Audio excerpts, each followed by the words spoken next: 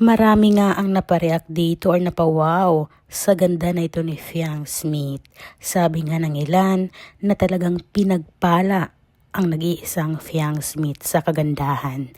Makikita naman natin talagang ang ganda-ganda ni Fiang. Wow! Talagang singer na ang JM Fiang. Dito nga guys, makikita natin na nag-record na nga sila ng kanta or nag-recording na nga.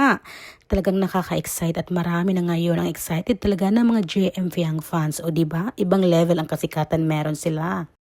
Loud and proud na nga ngayon si Fiang Smith sa kanila ni Jamie Barra. Kita nyo naman guys, ayan o, yung Polaroid nga na nasa likod ng phone ni Fiang ay si JM nga. Talagang dati hindi natin to makikita pero ngayon, mismo sa post na ni Fiang ay kitang-kita na. Kaya marami ang kinilig sa JM Fiang. Ito nga ang binitawang salita or sinabi nga ni Fiang Smith patungkol sa mga silosa na fans. Wag kayo masyado silosa. Jampong, JM Fiang, Slayers, hello. Alam nyo, mas malala pa kayo magselos kaysa sa akin. Sa totoo lang, every time na nagsiselos kayo, ako yun na stress. Kaming dalawa yung na-stress. Hindi pa ba sapat yung assurance na binibigay namin? Hanggat hindi natatanggal tong singsing na to, ito yung palatandaan. Ayan nga guys, ang sinabi ni Fiang.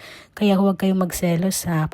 Marami nga ang napareact or nakapansin dito sa napakagandang natural eyes ni Fiang. Kita natin, napakaganda talaga. At syempre, napakagandang bata naman. Ayon nga kay Fiang, ay hindi siya mahilig sa contact lens. For me, no need na kasi ang ganda ng mata niya.